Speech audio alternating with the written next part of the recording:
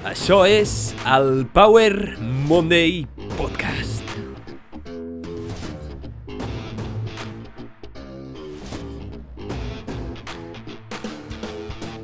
Benvinguts al Power Monday Podcast. Soc en Pau, el teu apassionat de salut, inspiració i ciència, i estic molt agraït de que estiguis escoltant aquest episodi. Què fa que una persona sigui bona? Què separa aquelles persones que sempre semblen prendre millors decisions i que no pateixen dels seus vicis? Com pot ser que hi hagi gent amb circumstàncies tan semblants, però amb resultats tan diferents? Amb vides idèntiques, però experiències vitals completament oposades. Gent que pot viure en pobresa i ser ric, i gent que pot viure en la riquesa i ser miserable. Com tantes altres filosofies, els estoics van dedicar temps i esforç, moltes ganes i molta dedicació a establir les seves idees al voltant de l'ètica i la virtut per determinar què fa que una persona sigui bona. Al cap i a la fi, els practicants de l'estoïcisme sempre van buscar viure una bona vida, viure la seva millor vida. Però com quantifiquen els estoics què és això de viure una bona vida? Doncs bé, els estoics creuen que la bona vida és virtuosa i s'alinea amb la naturalesa, viu en harmonia amb la naturalesa, i creien que la virtut té 4 cares. 4 cares conegudes com les virtuts cardinals estoiques, de les quals parlaré avui per tancar aquesta sèrie de 3 episodis de filosofia estoica. T'animo a que quedis fins al final d'aquest episodi, perquè la filosofia estoica no és gens avorrida, i és que porta lliçons antigues per a la resiliència moderna, lliçons que sembla que les escrivissin ahir, conceptes que s'apliquen tan bé en el present que et poden ajudar a viure millor. Principis que ja han ajudat a milers de persones. Però abans d'entrar a la filosofia estoica de les 4 virtuts, deixa'm fer-te un petit recordatori. Si us plau, si t'agrada aquest contingut i creus que pot beneficiar alguna altra persona, comparteix-lo, m'ajudaràs moltíssim i t'agrairé moltíssim a que em facis arribar més enllà la paraula del Power Monday Podcast. Em pots trobar a diferents plataformes de podcast, Spotify, Google Podcast, Apple Podcast. T'animo a que em posis m'agrada, seguir i que comparteixis. Pots trobar a l'Aixeta, on pots donar suport a aquest contingut, a l'Aixeta, web de micromecenatge, i a Instagram Power Monday Show, on pujo més contingut i em pots enviar missatges. Ara sí, anem a veure les 4 virtuts de l'estoïcisme, lliçons antigues per la resiliència moderna. L'estoïcisme és una filosofia associada popularment amb Sèneca, Epictet i Marc Aureli, i és que l'escola estoica va ser fundada per Zenó de Citium cap al 300 abans de Crist. Estem parlant de 2.300 d'anys d'antiguitat. Principis que et poden ajudar avui, que potser tenen més validesa ara que llavors. L'objectiu suprem de l'estoïcisme és viure d'acord amb la naturalesa, la qual cosa implica viure tant en harmonia amb l'univers, acceptant la seva naturalesa i lleis, com viure d'acord amb nosaltres mateixos, trobant la tranquil·litat, la pau interior i florint com individus, complint el que es coneix com eudaimònia. Ells deien eudaimònia, que nosaltres parlem de felicitat, encara que una descripció o una traducció millor de eudaimònia potser és plenitud. Una de les principals idees equivocades sobre l'estoïcisme és que pot semblar avorrit, apàtic i que li falta emocions, però això no és així. En realitat, els estoics, en lloc d'estudiar la filosofia d'una manera abstracta, teòrica i retòrica, es van centrar en la pràctica, en la vida quotidiana. Són d'aquells que caminen el que parlen, que viuen el que promouen. I és que ells parlen de la filosofia com l'art de viure. La filosofia és l'art de viure. Així que la teva vida pot ser una gran obra d'art.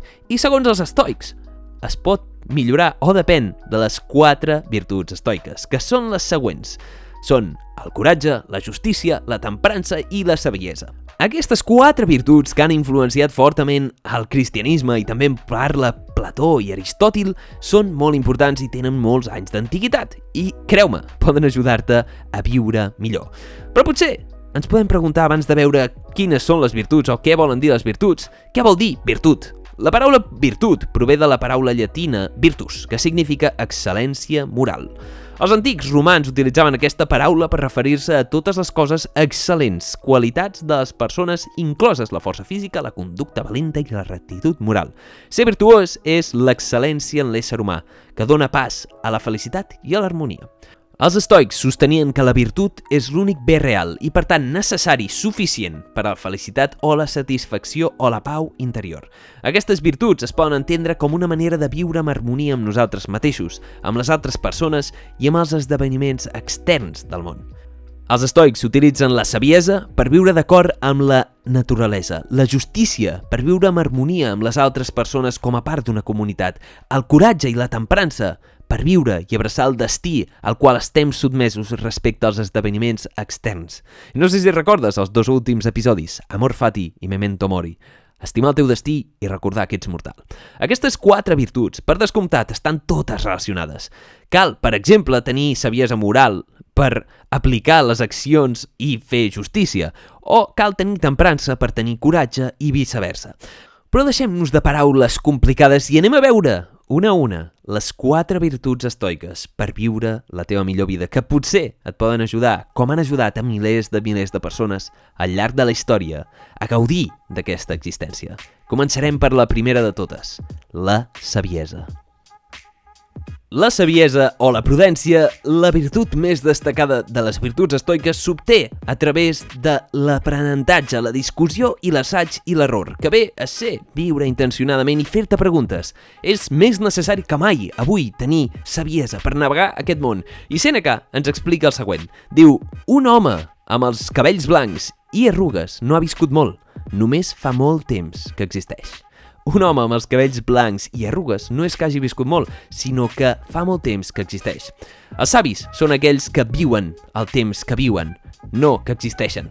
El teu temps, per tant, és valuós i és l'únic que no podràs recuperar mai i és l'actiu més valuós de tots. Per tant, cal desenvolupar-se i aconseguir saviesa.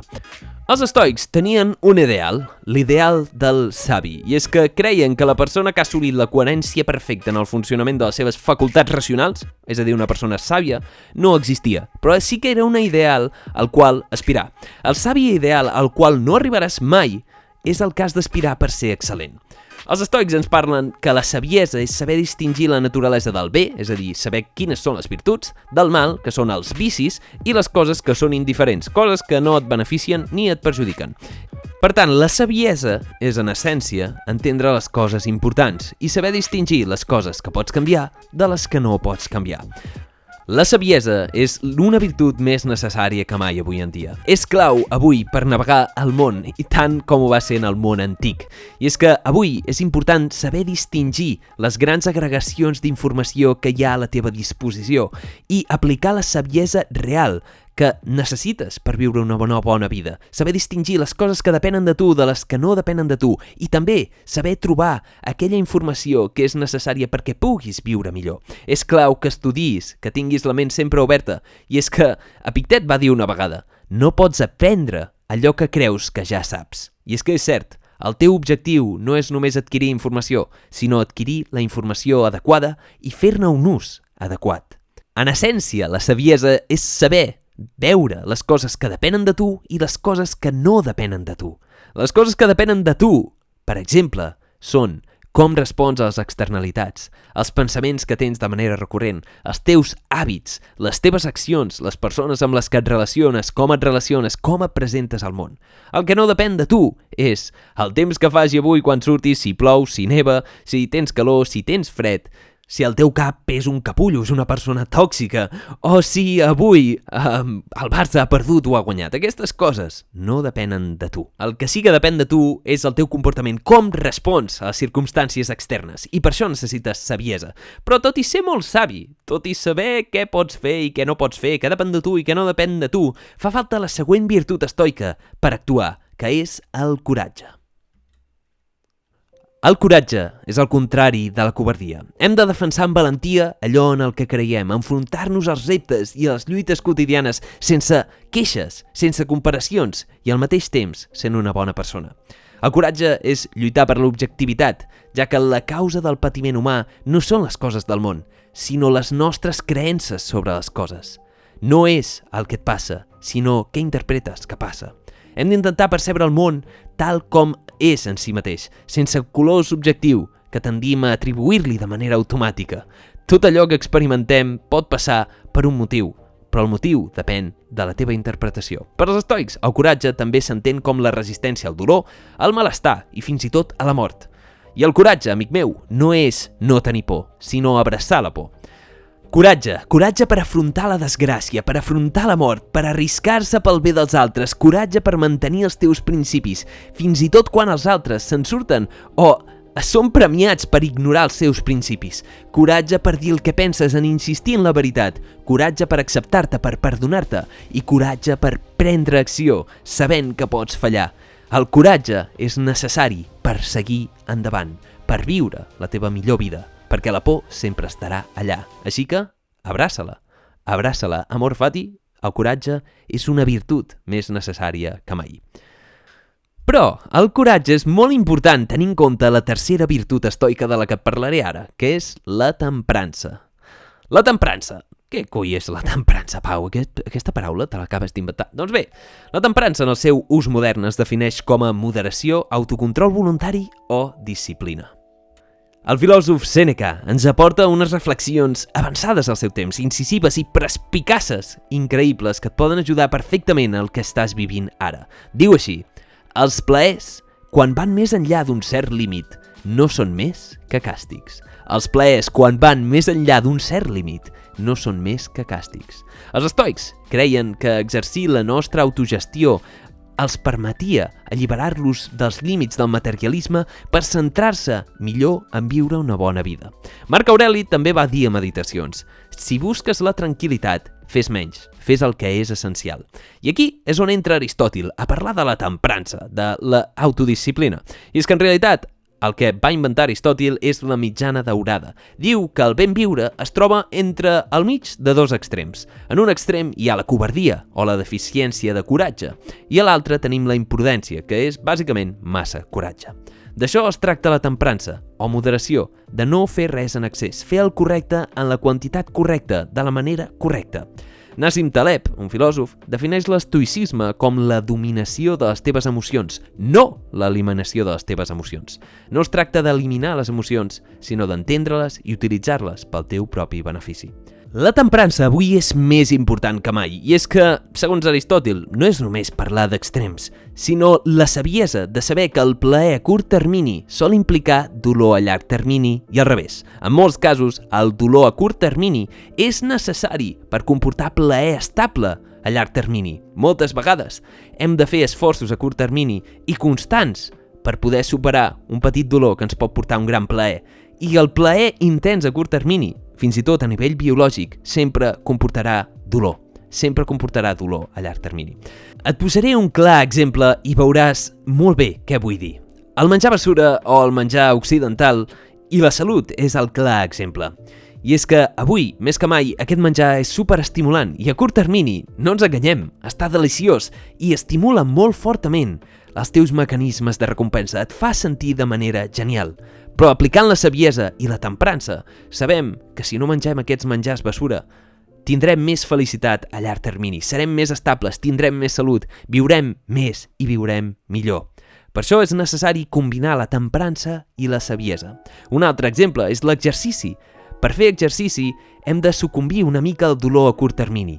Implica un dolor, implica sortir de la zona de confort, implica prendre acció i evitar la procrastinació. Implica superar certes emocions que ens diuen: Pau, tio, no entrenis, queda't al sofà si s'està molt bé.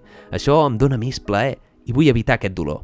Però la temprança i la saviesa em diu: Pau, aixeca't, actua, perquè en el futur això t'ajudarà. Fes-te el favor ara per poder viure millor després i gaudeix d'aquest procés. Gaudeix del plaer a llarg termini. El plaer estable a llarg termini sol ser més reconfortant i millor per la teva vida, per la teva obra d'art, que no pas el plaer a curt termini d'alta intensitat, que sol complicar-se i sol portar-te problemes com l'obesitat o les malalties relacionades amb menjar basura i el sedentarisme, per exemple. Si vols més informació, t'animo a escoltar el Power Monday Podcast 70, que et parlo de per què envellim i com aturar l'envelliment, i com invertir en superar aquests petits dolors ens pot ajudar molt a llarg termini. I és que avui has de ser més conscient de mai que això. Has de ser més conscient de que tothom t'intenta atacar per diferents angles, t'intenta hackejar aquests mecanismes de recompensa biològics bàsics, essencials, que tenim instaurats en el nostre cervell, encara que comporti el teu malestar. perquè l'únic que volen és el seu benefici. Per això has de ser molt conscient d'aplicar la saviesa i la temprança i el coratge per resistir aquestes trampes, que són tan temptatives i que realment t'estimulen molt, però que et poden portar per al pitjor camí, que et poden portar per viure la teva pitjor vida, per viure menys i viure pitjor, per negar el teu propi potencial. Per tant, l'autodisciplina és una de les virtuts més importants avui en dia. El fet de saber reconèixer que invertir ara en superar certs obstacles t'ajudarà a créixer i viure la teva millor vida. I per acabar et porto la quarta virtut, l'última de totes, la justícia, i és probablement la més important. I és que de les 4 virtuts estoiques, Marc Aureli ens va dir que la justícia era la més important. Per ell, la justícia era la font de totes les altres virtuts. Al cap i a la fi, com d'impressionant és el coratge si només es tracta de l'interès propi? O de què serveix ser molt savi si no es fa servir pels altres o per millorar el món sencer? Quan els estoics ens parlen de justícia, però és important destacar que no ens parlen només de la idea de la retribució i l'equilibri dels errors i els càstigs repartits en el sistema legal. No és fer lleis, això. La justícia estoica va molt més enllà d'això i considera quin és l'enfocament moral i correcte del nostre tracte amb els altres. Aquest tipus de virtut engloba les nostres actituds envers els altres, la nostra bondat, la nostra consideració a tots els que ens envolten. Marc Aureli diu el següent, i aquesta és una frase molt important. El que no és bo per al rusc no pot ser bo per les abelles. El que no és bo per al rusc no pot ser bo per les abelles. Aquesta frase recull de manera genial i preciosa el principi de que quan actuem contra el bé comú no només ens comportem de manera injusta amb els altres, sinó que ens estem perjudicant a nosaltres mateixos. No només perjudiquem a la nostra comunitat quan no fem el que és just, sinó que ens afectem a nosaltres mateixos. I és que m'agrada pensar en aquest sentit estoic, que, d'alguna manera, si tothom actués amb justícia, les coses seguirien avançant sense problemes. I aquesta és potser la idea més radical de tot l'estoicisme, la simpatheia, i és la creença en la interdependència mútua entre tot l'univers, que tots som un, que tots estem interconnectats. El mestre estoic Epictet va dir el següent: buscar el millor de nosaltres mateixos significa cuidar activament el benestar dels altres éssers humans. Buscar el millor de nosaltres mateixos significa cuidar activament del benestar dels altres éssers humans. I és que al cap i a la fi, tots som un. Tots som miralls els uns dels altres. Tots podríem haver sigut la persona que ha nascut. Tots estem entreconnectats. Tots som un. I per acabar, amb la justícia, Marc Aureli ens diu la següent frase: fes el que és correcte, la resta no importa. Sigues el canvi que vols veure en el món. Saviesa, coratge, temprança i justícia. Aquestes són les virtuts amb les quals els estoics viuen diàriament per millorar la seva vida i tenen el potencial de millorar la teva. Això és simple, però no fàcil. I és que, si haguéssim de descriure l'estoicisme en una sola frase, seria la següent: un estoic sap que no controla el món que l'envolta, només com respon al món. I sempre ha de respondre amb coratge, temprança, saviesa i justícia. Aquestes 4 virtuts, separades però inseparables, formen part de tot un. Tenir-ne una implica tenir-les totes. Una analogia que pot ajudar a captar aquesta idea és que un individu pot ser alhora músic, actor i autor, però segueix sent un individu. Definir el que és viure bé, el que és tenir una bona vida, pot ser un assumpte difícil i molts filòsofs ho han discutit al llarg de la història. Sovint és una de les coses difícils d'entendre i les que discutirem, però tot i això crec que aquestes 4 virtuts contribueixen moltíssim a establir un marc objectiu. Crec que els estoics van donar el clau, van trobar la base, els fonaments de viure una vida feliç, de viure la teva millor vida. Una filosofia que és molt pràctica, que té molt sentit, que és molt racional i que et permet gaudir i experimentar al màxim, saber que hi ha coses que no depenen de tu i coses que sí que depenen, i posar els màxims recursos en treballar aquestes coses que sí que depenen de tu. Entendre que el teu destí potser està forjat, però que si l'estimes pot ser un destí increïble. Entendre que ets mortal, que moriràs tard o d'hora, però que això no fa que la vida sigui trista, sinó que sigui encara més intencionada, que es pugui viure més. En definitiva, l'estoicisme és la filosofia que ens ensenya l'art de viure. Les 4 virtuts que, segons els estoics, t'ajudaran a viure la teva millor vida. La pregunta és, què en penses tu? Aquestes 4 virtuts creus que van prou lluny per encapsular, per crear un marc de com es pot viure bé, de descriure què és una bona vida, una vida feliç? I com practiques aquestes virtuts? Com les practicaràs diàriament? Com pots fer que aquestes virtuts t'ajudin? El meu últim consell en aquest episodi és recomanar-te que practiquis la filosofia, que et facis preguntes, que et facis reflexions i que ho apliquis al teu dia a dia. La filosofia no és avorrida, la filosofia és pràctica, és estimar la saviesa, és estimar la vida i és aplicar, potser, aquestes virtuts i moltes d'altres per poder canviar la manera amb la que veus el món o configurar com la veus i, en aquest sentit, actuar. Definitivament crec que la felicitat i l'èxit passen per una gran filosofia interna. I això és tot per aquest episodi. Ei, moltíssimes gràcies per haver escoltat aquest episodi. Espero que t'hagi agradat molt o t'hagi aportat una mica de valor. Recorda, si us plau, si em vols ajudar, comparteix aquest episodi amb alguna persona que creguis que el pot inspirar, que el pot ajudar a viure millor i m'ajudaràs moltíssim a fer arribar més enllà la paraula del Power Monday Podcast. Em pots trobar a moltes plataformes on t'animo a que em posis seguir, m'agrada i m'ajudaràs a aparèixer una mica més en aquests algoritmes que fan que estigui una mica amagat. M'agrada Spotify, em pots valorar també Spotify, Google Podcast, Apple Podcast, Anchor, Stitcher, tot arreu, estic pràcticament a tot arreu, estic fins a la sopa.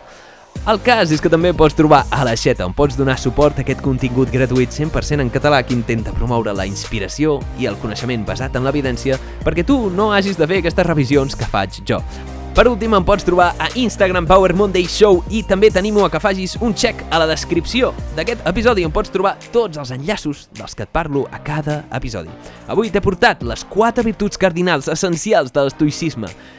Saviesa, coratge, temprança i justícia. 4 virtuts, un marc objectius que van definir els nostres ancestres, els estoics, que potser són més útils avui que mai. Un moment en el que tothom intenta hackejar el teu comportament, intenta explotar a nivell capitalista el que sents, dius, penses i vius. Així que crec que té un gran potencial de portar-te a viure millor. T'animo a que intentis aplicar aquest marc o que potser te'n creïs un per tu mateix, encara millor. El cas és que estic molt agraït de que hagis escoltat aquest episodi. Et recordo, si ningú t'ho ha dit encara, que ets increïble, ets únic, irrepetible, tens un gran potencial i ara és un gran moment per prendre acció. Si vols més informació sobre l'estoïcisme, consulta Ryan Holiday, un dels millors autors, i et desitjo una setmana èpica, plena de creixement personal, i ens veurem en el pròxim episodi. Ciao!